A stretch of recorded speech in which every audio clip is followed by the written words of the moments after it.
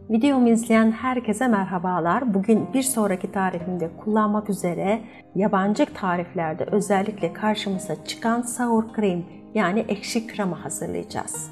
Birçok yabancı tarifte karşımıza çıkan ekşi kremanın evde yapılışı çok basit, çok kolay. Bir sonraki videomda sizlerle paylaşacağım kurabiyede de ekşi krema kullanılıyordu. Ben de evde hazırlayıp ekşi kremayı tarifini sizlerle paylaşmak istedim. Kremamız var. Kremayı kavanozun içerisine alıp üzerine yoğurdu koyuyoruz.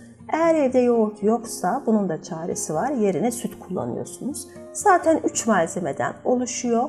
Krema, yoğurt veya süt ve limon. Limon yerine de beyaz sirke kullanılabiliyor ama birçok evde Türk mutfağında beyaz sirke bulunmayabilir ama limon mutlaka vardır. Onun için ben limonla yapmayı tercih ettim. 3 malzemeyi de karıştıracağız. En kolayı da kavanozun kapağını kapatıp kavanozu sallamak.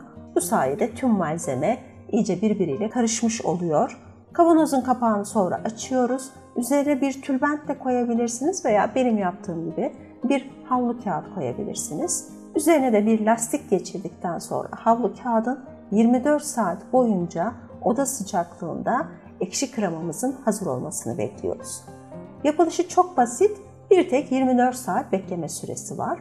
24 saatin sonunda ekşi kremamız hazır. Gördüğünüz gibi koyulaşmış, koyu bir ayran kıvamı olarak düşünün veya hafif sulu bir yoğurt olarak düşünebilirsiniz kıvamını. Ekşi kremayı hemen kullanabilir veya kavanozun kapağını kapatarak bir hafta boyunca buzdolabında muhafaza edebilirsiniz. Evet, kek, kurabiye ve pankek tariflerinde kullanmak üzere ekşi kremamız hazır. Ben bir sonraki videomda kullanacağım.